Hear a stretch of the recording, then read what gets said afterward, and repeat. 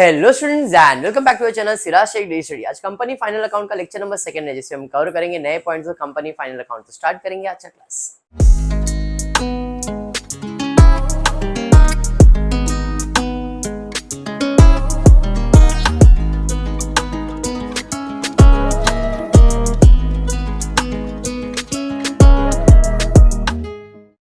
In the previous class मैंने आपको format by heart करवाया था, शाहरुख खान की स्टोरी बताया था।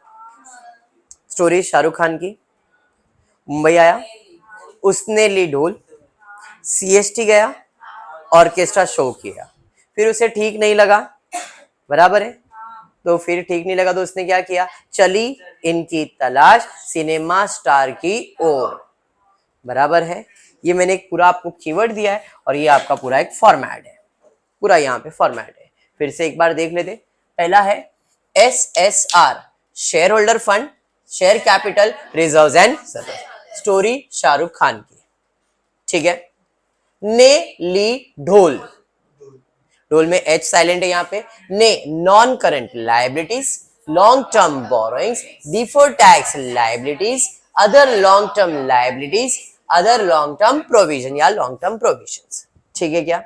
नेली ढोल। CST, current liabilities, short terms borrowings, trade payable. O, orchestra show. O, other short term provision, short terms borrowings, बराबर है। उसके बाद आ जाते हैं असेट्स में। इसमें पहला हेडिंग है नॉन करंट असेट, उसे ठीक नहीं लगा, फिर उसे ठीक नहीं लगा यहाँ पे देखो, डिफर्ड टैक्स लाइबिलिटीज की जगह पे अपने को लिखना था सिर्फ असेट्स। यहाँ पे मैं लिखता हूँ, यहाँ पे करेक्शन कर देता हूँ। डिफर्ड टैक्स लाइबिलिटीज जो है यहाँ पे आएगा डिफर्ड टैक्स असेट्स, ठीक है। ये करेक्शन करना है खाली, बाकी मैंने आपको कल ही बता दिया था, करेक्शन में करके दे देता हूँ। यहाँ पे डिफर्ड टैक्स असेट्स, फिर long terms loan and advances, non current liabilities. फिर में F है फिक्स असेट, टैंजिबल इंटैंजिबल, नहीं में नॉन करंट इन्वेस्टमेंट, लगा में long term loans and advances, other non current assets, ठीक है। करंट असेट्स के अंदर सबसे पहला आने वाला है चली इनकी तलाश सिनेमा स्टार की ओर। चली में C से है current investment, inventories, trade रिसीवल, cash and cash equivalent, short terms loan and advances, other current assets, ठीक है। क्लियर यहां तक। फॉर्मेट ये मैंने हाइड करवाया था। ये फॉर्मेट को कंप्लीट करने के लिए नोट्स टू अकाउंट्स बनता है। नोट्स टू अकाउंट में देखो, शेड्यूल नंबर 1 में मैंने रखा है शेयर कैपिटल, शेड्यूल नंबर 2 पे रिजर्व्स। ये थोड़ा बड़ा बनाना, अभी मैंने इधर स्पेस कम रखा है, आप कम से कम 5-6 लाइन का बनाओ ये, ठीक है। थर्ड है लॉन्ग टर्म। देखो यहाँ पे जितनी भी आपको दिख रहे हैं मैंने सबके हेडिंग्स डाले, सब नोट्स बना दिया है। जिसका यूज होगा उसका नोट नंबर जो मैंने दिया वो यहाँ पे मैं लिखते जाऊंगा, बट हमेशा याद होगा नोट नंबर सीक्वेंस में ही जाएगा। फॉर एग्जाम्पल मैंने रिजर्व सरप्लस यूज नहीं किया है तो नंबर 2 ये हो जाएगा, नंबर 3 ये हो जाएगा, नंबर 4 ये हो जाएगा। मैं पहले से एडवांस में इसलिए प्रिपेयर करके रख रहा हूँ कि भाई मेरे को बाद में टेंशन नहीं चाहिए। मैंने सारा शेड्यूल 19 का 19 शेड्यूल बना दिया है। 19 शेड्यूल मतलब कितने, कौन से सब है उसमें, सिर्फ डिफर्ड टैक्स लाइबिलिटीज और डिफर्ड टैक्स असेट नहीं है, बाकी सब है। Long term borrowings, other long term liabilities, long term provision, short term borrowings, 6 इधर हो गए। फिर उसके बाद आपका 7वां शेड्यूल आ गया trade payable, other short term provision, short term borrowings, fix asset. Fix asset के अंदर 2 होते हैं, tangible intangible, non current investment, long terms loan and advances, non current asset, current investment, interest, trade receivable, cash, cash equivalent, short term loans and other current assets. समझ में आया? या prepare करके रखो, आपके लिए अच्छा होगा। ये जो लेक्चर है ज्यादा फोकस होगा SY बैफ के लिए, बीकॉम के लिए है, बट इतना दिल पे लेने जैसा बीकॉम के लिए नहीं है, बिकॉज बीकॉम को इसके अंदर 1-2 सम्स दिए गए टेक्स्ट बुक के अंदर, बाकी इश्यू ऑफ शेयर्स आ जाएगा। बट बैफ पूरा कंप्लीट पैकेज है ये आपके लिए सम, ठीक है। तो बैफ को इंपॉर्टेंस देना है इस टॉपिक को। चलिए आज जो अपना क्वेश्चन है वो टेक्स्ट बुक मैंने बीकॉम के टेक्स्ट बुक से लिया है। बीकॉम का जो नया टेक्स्ट बुक है यहाँ पे, उसमें पेज नंबर 32 सम नंबर 8, बीकॉम के टेक्स्ट बुक, सिर्फ बैलेंस शीट और यहाँ पे सिर्फ पोस्टिंग ही करना है। क्वेश्चन आपको जो दिया है उसमें हम लोग सब मार्क करेंगे कौन से शेड्यूल में जाने वाला है। जैसे प्लांट एंड मशीनरी दिया है वो आपका क्या होता है, फिक्स असेट, और फिक्स असेट में कौन से टाइप होता है, टैंजिबल। तो यहाँ पे मैं लिखता हूं FAT, फैट नहीं, fix asset tangible. Next debentures एक तरह का लोन होता है। लोन लॉन्ग टर्म होता है, शॉर्ट टर्म होता है क्या? नहीं, तो ये लॉन्ग टर्म्स बोरोइंग्स आ जाएगा। बात समझ में आया क्या? Next, employ provident fund.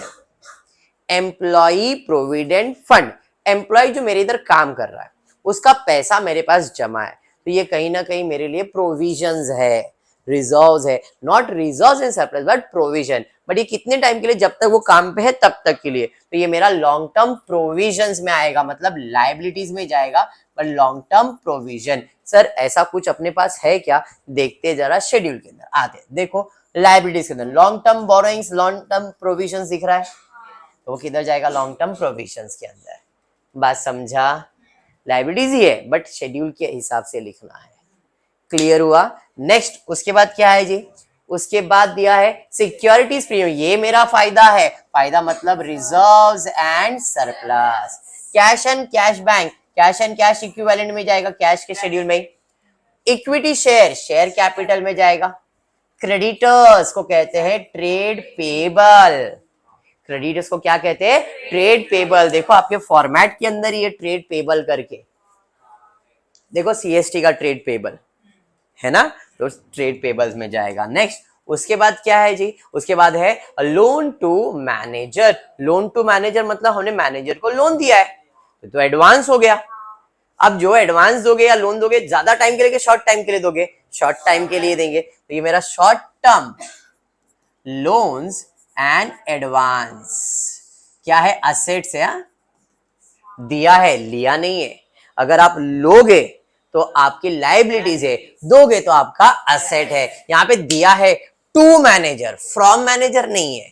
From manager तो लिया रहता, तो आपकी लाइबिलिटी शॉर्ट टर्म बोरोइंग्स बोलते हैं इसे। दिया है तो शॉर्ट टर्म असेट्स है, मतलब short term loans and advances है। समझ में आ रहा है? ये भी आपके फॉर्मेट में अगर आप देखोगे ध्यान से तो आपके पास शॉर्ट टर्म असेट्स के अंदर आता है। देखो, short term loan and advances assets में है। समझ में आ रहा है? नेक्स्ट, उसके बाद क्या है निकिता? निकिता उसके बाद है deposit with ICICI bank 5 years. 1 साल से ज्यादा हो जाता है इन्वेस्टमेंट डिपॉजिट, तो इसे आप नॉन करंट असेट कहते हो।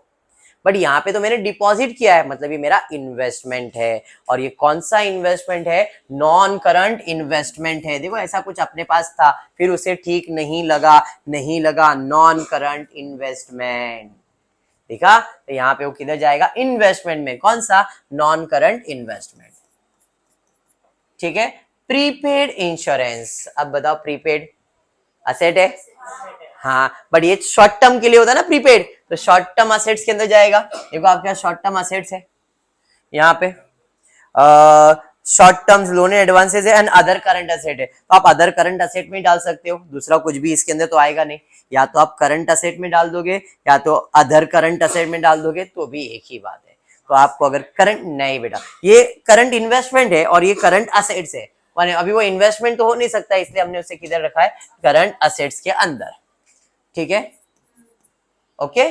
Next, land and building fix asset, tangible in nature, public deposit. किधर जाएगा पब्लिक डिपॉजिट?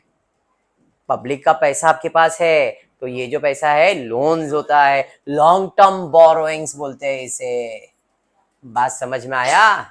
चलिए ठीक है। Provision for tax, short term होता है प्रोविजन, बड़े प्रोविजन मतलब पे करना है, तो लायबिलिटीज है, इसे शॉर्ट टर्म प्रोविजंस कहते हैं। हाँ या नहीं? पेबल होता है। बैंक आपका कैश हो गया। बिल रिसीवेबल मतलब trade receivable. Brokerage on issue of shares, current assets है ये, बोगस असेट कहते हैं इसे, बट करंट असेट्स में जाता है। बैंक ओवरड्राफ्ट क्या है? Short term borrowings. हमने ओवरड्राफ्ट पैसा लिया है ना, हम करंट लायबिलिटीज बोलते हैं उसे, बट इसे शॉर्ट टर्म बोरोइंग्स कहते हैं। बराबर है। नेक्स्ट, सिक्योरिटीज डिपॉजिट, सिक्योरिटी का पैसा डिपॉजिट करके रखा है, current assets. Next, trademark intangible fix asset, हाँ या नहीं? Fix asset but intangible in nature, marking हो गया। बात समझना है? अब खाली पोस्टिंग करना और टैली करना, ये इसका काम है। कुछ और नोट दिया है? हाँ जी नोट दिया है। नोट दिया है 24,000 fully paid up equity shares of 100 each, 50 called up. मेरे पास 24,000 शेयर्स है, एक शेयर का कीमत 100 रुपया है, लेकिन कॉल कितना हुआ है, सिर्फ 50। तो 24,000 इंटू 50 करो, कितना आ रहा है देखो जरा, कितना आ रहा है, 12 लाख आ रहा है। देखो आपका इक्विटी कैपिटल कितने का है, वो इंफॉर्मेशन दे रहा है। 100 रुपए का शेयर है, लेकिन कॉल्ड अप कितना है, 50 रुपया। मतलब ये प्रेजेंटेशन में काम आ जाएगा। बात समझा? और कुछ है क्या? नहीं। अब सिर्फ इसका पोस्टिंग करते जाने का, स्टार्ट करते एक एक करके। पहला है प्लांट एंड मशीनरी, कहाँ जाएगा, फिक्स असेट के शेड्यूल में। तो भाई फिक्स असेट का शेड्यूल बनाया, हाँ जी फिक्स असेट का शेड्यूल बनाया हमने। इसी के अंदर हम लिखते हैं टैंजिबल। अब टैंजिबल में इधर बाजू में मैं लिख रहा हूँ क्योंकि स्पेस कम है, इसलिए तो यहीं पे मैं लिख देता हूँ। टैंजिबल असेट्स के अंदर दो है, एक है प्लांट एंड मशीनरी, हाँ जी, और दूसरा था लैंड एंड बिल्डिंग, बराबर है। प्लांट एंड मशीनरी का अमाउंट कितना है, अभी देख रहे थे ना अपन, प्लांट एंड मशीनरी का अमाउंट है 6 लाख और लैंड एंड बिल्डिंग का है 10 लाख। तो दोनों टैंजिबल असेट्स इधर लिख लेता हूं मैं। चलिए लैंड एंड बिल्डिंग 6 लाख और 10 लाख, टोटल हो गया ये 16 लाख। ये मेरा टैंजिबल असेट्स हो गए, ठीक है। इसी के नीचे आएगा इनटैंजिबल, उसके अंदर है ट्रेडमार्क, बराबर है 1,80,000। टोटल कर लूंगा 17,80,000। ये मेरा क्या बन गया, फिक्स असेट। और कुछ फिक्स असेट से रिलेटेड है क्या, देखो फैट रिलेटेड कुछ भी दिया है क्या, नहीं भाई, जितने थे सब हो गया भाई। ये भी हो गया तुम्हारा, ये भी हो गया तुम्हारा, और ये भी हो गया तुम्हारा। और कुछ बचा है क्या फिक्स असेट, नहीं। तो भाई फिक्स असेट का शेड्यूल रेडी हो गया। हम क्या करेंगे, फिक्स असेट में जाएंगे, फिक्स असेट के सामने लिख दें। अभी तो यहाँ पे टैंजिबल इंटैंजिबल अलग अलग दिखाने के लिए बोला है, तो दिखा देते। 16 लाख और 1,80,000 टोटल ले लेते। इसका टोटल का कॉलम बनाया, हाँ जी बनाया है। 17,80,000 सेम टोटल यहाँ पे डाल देता हूँ, 17,80,000। समझा? यही काम था। आप लोग को भी, बैफ को भी सेम चीज करने का है। सब पोस्टिंग के टाइम पे इतना ही है। एडजस्टमेंट आएगा तो एडजस्टमेंट के हिसाब से सॉल्व करेंगे। और एडजस्टमेंट किधर सॉल्व होता है, इसके अंदर, नोट्स अकाउंट के अंदर, ठीक है। जो भी ऐड करना है, माइनस करना है, वो सब इसी के अंदर करेंगे अपन। नोट्स को भी मार्क्स है और उसको भी मार्क्स है। आपके नोट्स को मार्क्स होते हैं, ठीक है। नेक्स्ट उसके बाद बढ़ेंगे आगे। उसके बाद क्या है भाई, सेकेंड है डिबेंचर। देखो लॉन्ग टर्म बोरोइंग्स और चेक करते, एक लॉन्ग टर्म है और लॉन्ग टर्म एक बोरोइंग्स इधर है, और लॉन्ग टर्म बोरोइंग्स है क्या, नहीं, दो ही है long term. Reserves and surplus एक अकेला है, तो पहले रिजर्व्स एंड सरप्लस का पोस्टिंग करते हैं। इसके लिए शेड्यूल बनाने की जरूरत नहीं है, जो सिंगल है उसको शेड्यूल बनाने की जरूरत नहीं है, डायरेक्टली उसका पोस्टिंग कर देता हूं। तो यहाँ पे मैं आ जाता हूँ रिजर्व्स एंड सरप्लस, कितना, 8,80,000 था। रिजर्व्स एंड सरप्लस 80,000 था, बराबर चाहिए। तो एक बार चेक कर लेते। रिजर्व्स एंड सरप्लस 80,000 हो गया। उसके बाद लॉन्ग टर्म बोरोइंग्स में अपने को शेड्यूल बनाना पड़ेगा, क्योंकि दो आइटम है उसके अंदर। तो यहाँ पे लॉन्ग टर्म बोरोइंग्स है मेरे पास, एक है 8% डिबेंचर्स और दूसरा था पब्लिक डिपॉजिट। 8 लाख और 5 लाख, कितना हो गया, 13 लाख। चलिए भाई 13 लाख ले लिया। तो यहाँ पे आ जाता हूं मैं शेड्यूल के अंदर, और यहीं पे लिख देता हूं लॉन्ग टर्म बोरोइंग्स के सामने 13 लाख। समझ में आ रहा है, समझा क्या कर रहा हूं मैं। नेक्स्ट उसके बाद क्या है जी, फॉर्मेट के हिसाब से चलता हूं मैं। शेयर कैपिटल बाकी है, उसको छोड़ दिया। फिर लॉन्ग टर्म प्रोविजंस है क्या, या अदर लाइबिलिटीज या लॉन्ग टर्म प्रोविजन चेक करते हैं। लॉन्ग टर्म प्रोविजंस है एक, और लॉन्ग टर्म प्रोविजन नहीं, अकेला है, डायरेक्टली पोस्ट कर देता हूं, बराबर है। तो यहाँ पे लॉन्ग टर्म प्रोविजन 1,30,000 था ना, बात समझा, हाँ। नेक्स्ट उसके बाद क्या है, उसके बाद कैश असेट्स में चले जाएगा। शेयर कैपिटल हो गया, ट्रेड पेबल हो गया। चलो कैश में लिख देता हूं मैं, कैश का शेड्यूल मैंने बनाया रहेगा। कैश और कैश इक्विवेलेंट किधर है भाई?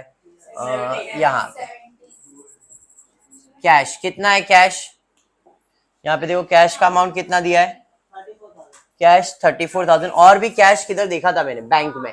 तो 5,34,000 कर दो directly, cash and bank, cash and bank 5,34,000। Done. Next उसके बाद क्या है?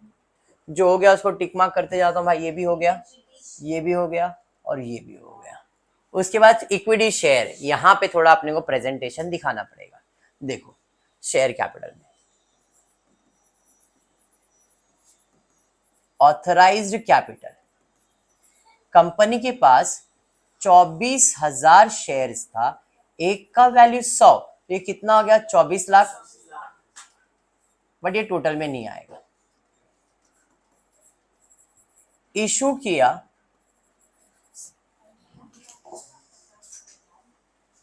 इशू सब्सक्राइब कैपिटल कितना? सेम 24 लाख शेयर इशू किया, सब्सक्राइब किया, ये भी टोटल में नहीं आएगा। बट हमने कॉल्ड कितना किया? कॉल्ड अप कैपिटल कितना? कॉल्ड अप कैपिटल किया 24 लाख का कॉल्ड अप किया। बट पेड अप कैपिटल कितना है? पेड अप कैपिटल है सिर्फ 12 lakh.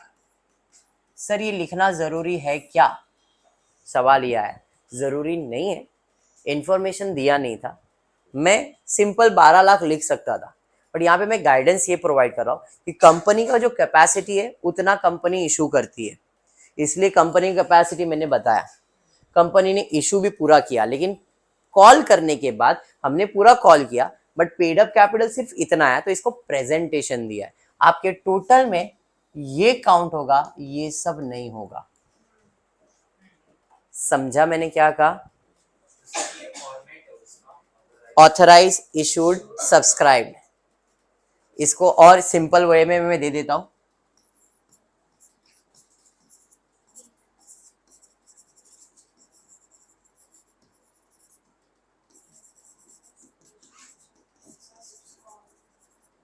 Amitabh is called AISC, Amitabh is called share forfeiture call in arrear, share forfeiture call in arrear, share forfeiture call in arrear। Simple भाषा में Amitabh is called A authorized capital, I issued capital, S subscribed capital, AIS। समझ में आया? Amitabh is called, Amitabh is called, Amitabh is called A authorized कभी भी total में नहीं आएगा, इशूड नहीं आएगा, सब्सक्राइब नहीं आएगा, कॉल्ड अप से चालू हो जाता है। तो कॉल्ड अप कैपिटल, इसमें ऐड करने का क्या? शेयर फॉर फीचर माइनस करने का calls in arrear, add share for feature minus calls in arrear. समझ में आया क्या? क्लियर है? Amitabh is called share forfeiture call in arrear, Amitabh is called share forfeiture call in arrear, Amitabh is called share forfeiture call in arrear। Simple है। अभी called share forfeiture call in arrear, A authorize, I issued, S subscribe, C called up, share forfeiture call in arrear, share forfeiture call। oh my god, अभी ठीक है? चलो called up capital हो गया 12 लाख, मैं इधर लिख देता हूं 12 लाख। शेयर कैपिटल का टोटल आ गया ना ऑलरेडी। रिजर्व सरप्लस मैंने बनाया क्यों नहीं? सिंगल था वो, बराबर। चलिए बढ़ेंगे आगे। उसके बाद क्या है जी? क्रेडिटर्स कहाँ जाएगा? ट्रेड पेबल्स में सिंगल है, अकेला चले जाएगा, तो फॉर्मेट बनाने की जरूरत है क्या? नहीं। Trade payable, trade payable, trade payable यहाँ पे कहीं पे था। कितना था ट्रेड पेबल? 1,16,000 शायद, 1,16,000 मैंने अभी तो देखा था। ट्रेड पेबल 1,16,000 बराबर है। लोन टू मैनेजर असेट्स में जाएगा। कौन से असेट्स में? शॉर्ट टर्म्स के अंदर बताया ना यहाँ पे। ये तो बड़ा शेड्यूल बनेगा, तो भाई इसको मैं शेड्यूल में डाल देता हूँ। शॉर्ट टर्म्स के अंदर आ जाता भाई, short term loans and advances. क्या है? लोन टू मैनेजर, कितने का लोन दिया है? 70,000 का लोन दिया है। बात समझा? नेक्स्ट उसके बाद क्या है भाई? ये भी हो गया, ये भी हो गया, ये भी। डिपॉजिट विद आईसीआईसीआई बैंक क्या है आपका? इन्वेस्टमेंट है, सिंगल है, डायरेक्टली लिख सकता हूं। तो भाई नॉन करंट इन्वेस्टमेंट कितना है? इन्वेस्टमेंट 1,98,000। नेक्स्ट उसके बाद क्या है? ये भी हो गया भाई। उसके बाद प्रीपेड करंट असेट में जाएगा, अदर करंट असेट। हाँ जी, तो यहाँ पे अदर करंट असेट्स का शेड्यूल बनाया हमने, अदर करंट असेट का बनाया। प्रीपेड इंश्योरेंस कितना है? 1,00,000। बात समझा? समझ रहा है ना? ठीक है। नेक्स्ट उसके बाद क्या है जी? तो भाई ये बाजू का तो सब खत्म हो गया, हमने सब पोस्टिंग कर दिया। ये बाजू आता है, लैंड एंड बिल्डिंग हो गया, पब्लिक डिपॉजिट हो गया, provision for taxation short term provision है, सिंगल है, अकेला है। शॉर्ट टर्म प्रोविजन के अंदर डायरेक्टली डालना। शॉर्ट टर्म प्रोविजन यहाँ पे कितना है? 1,80,000। समझा ना? इसके लिए उसका शेड्यूल में पोस्टिंग नहीं किया मैंने, मतलब नोट्स टू अकाउंट नहीं बनाया। क्लियर? चलिए नेक्स्ट उसके बाद क्या है?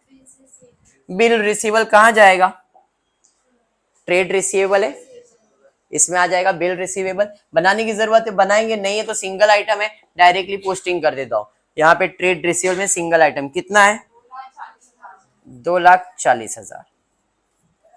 नेक्स्ट उसके बाद ब्रोकरेज करंट असेट में जाएगा।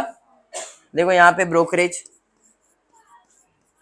कितना है? ब्रोकरेज 1,10,000 बराबर। नेक्स्ट उसके बाद बैंक ओवरड्राफ्ट कहाँ चले जाएगा? एबिलिटीज में, शॉर्ट टर्म्स के अंदर। शॉर्ट टर्म बोरोइंग्स कहाँ है? यहाँ पे अकेला है, यहाँ पे डायरेक्टली लिख देता हूँ। शॉर्ट टर्म बोरोइंग्स कितना है? 1,50,000।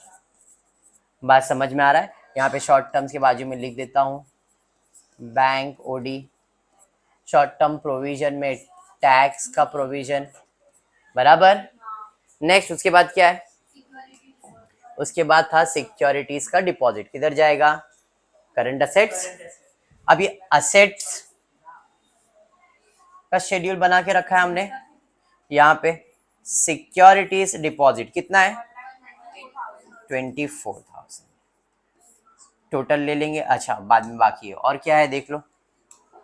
उसके बाद ट्रेडमार्क हो गया ना, खत्म कर लिया भाई। इसका टोटल ले लेते। चलिए इसका टोटल कैश का हमने ऑलरेडी पोस्टिंग कर दिया है, 5,34,000। देख लो कैश का पोस्टिंग हो गया ना।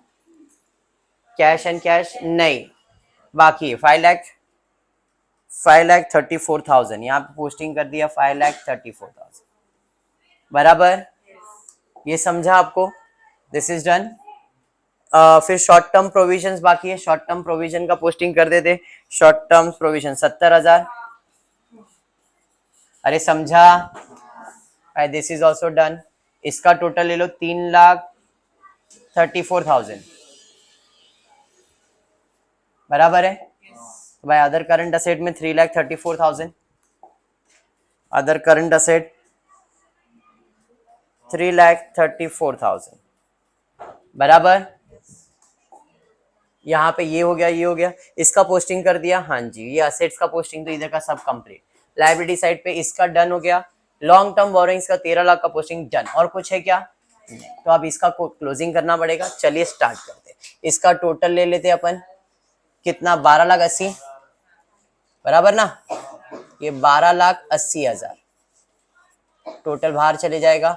12,80,000। ये नहीं है, ये नहीं है। इसका टोटल ले लो। चलो अभी 12,80,000, 13,00,000 और 1,30,000 करो। टोटल कितना आ रहा है? कितना आ रहा है? 38।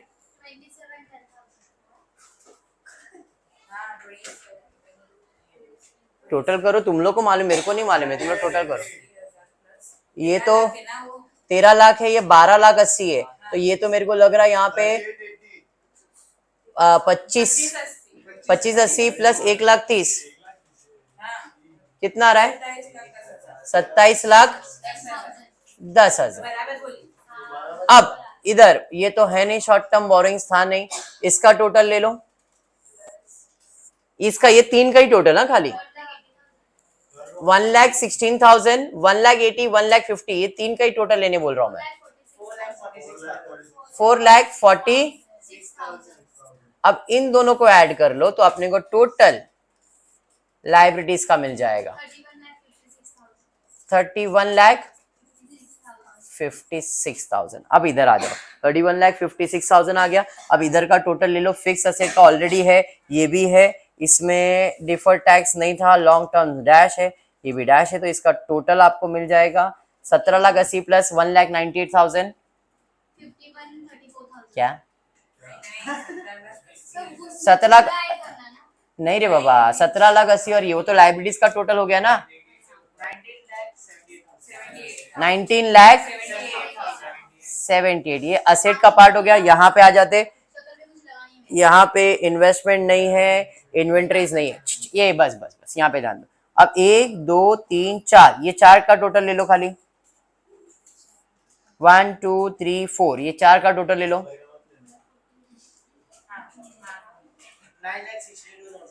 9,62,000।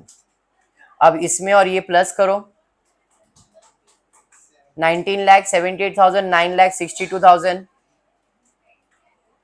तो गड़बड़ लग रहा है मेरे को, टोटल में मिस्टेक है, टोटल कर लो। हाँ किधर, ये कितना आ रहा है,